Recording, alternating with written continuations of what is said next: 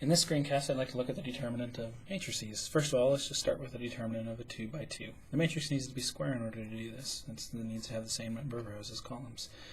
The determinant is found by simply multiplying those two numbers together, 1 times 4, and then taking the 2 times the 3 and subtracting. So that is our determinant. You can signify you want a determinant by putting absolute values, bars, next to the matrix, or just omitting completely the little edge on the bracket. So if somebody were to write A, B, C, D and didn't put little braces on the edge, then this would mean AD minus BC. The product of those minus the product of those. Determinants of larger matrices. How in the world do you do a larger determinant? Well, the easiest way to define it is take the first row, the 1, 4, 3, and then next to the 1, I want to write the matrix which you obtain by removing the row and column containing 1. So we have a negative 2, 1, 1, 5. A negative 2, 1, 1, 5. And you're going to take the determinant of that. Next to the 4, you're going to write the matrix found by removing the row and column containing it. So we've got a 2, 0, and a 1, 5. And next to the 3, I'm going to write down the matrix obtained by removing the row and column containing 3. So that matrix there, we've got a 2, 0, negative 2, 1. Now, I put a plus, minus, plus. So what in the world does that equal? Well, I have a 1. Now the determinant here is negative 10 minus 1, which is negative 11. Now I need a minus 4, and then I have a 10 minus 0, which is 10. And then I have a plus 3 times 2 minus 0, 2. Or negative 11 minus 40 plus 6, which is negative 45. That is our determinant. Now, determinants can be done in other ways. You can actually pick any row or any column you want and do exactly what we did with row 1. If you do that, you need to remember something called a sign matrix. Start with a plus in the upper left, and then anytime you move left or right, just include a plus or minus and alternate the sign. So now what we're going to do is let's grab, say, the second column. I'm going to write down the 4, the negative 2, and the 1, and I need to make sure I include a negative plus negative, so a negative plus negative. Then I'm going to have to do the exact same thing I did before by writing in the matrices, then taking the determinants of the matrices found. The 4, I need to remove the row and column containing it, so I have a 2, 0, 1, 5.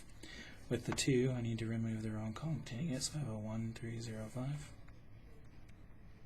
And with the negative 1, I have to remove the row and column containing it, so I've got a 1, 3, 2, 1.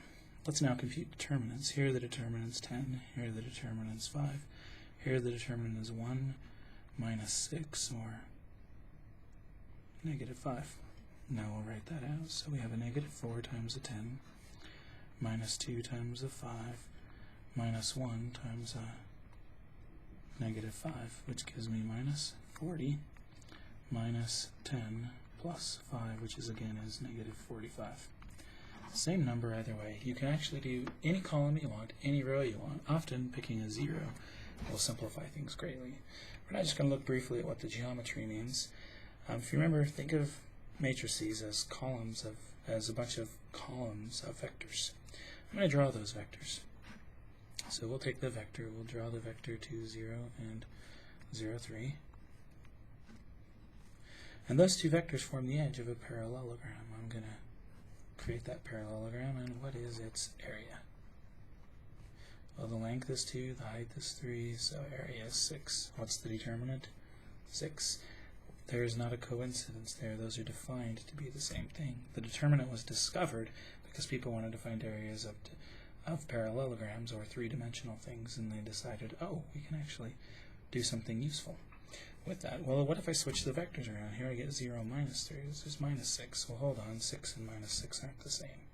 Well, the idea is, if I go from 2, 0 to 0, 3, notice that I have to rotate in a counterclockwise rotation. That's why it's positive.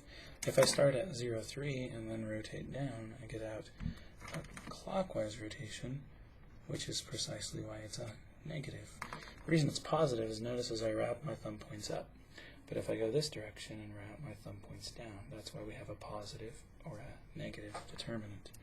Well, this one right here, I again have 6 minus 0, so the determinant is 6. Well, how does that work? Well, we'll graph the vector 2, 0, and then I'll graph the vector 1, 3.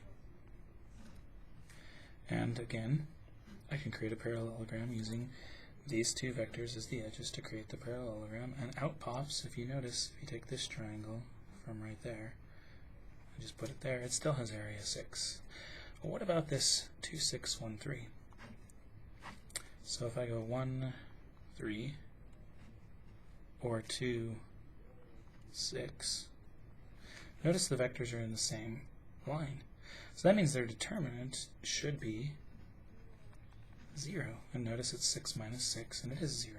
The reason why is the area of the parallelogram formed by them has no area. You've taken the parallelogram and squashed it flat, so there's no area inside. We'll just briefly look at what happens in 3D. Similar ideas can be done in all dimensions.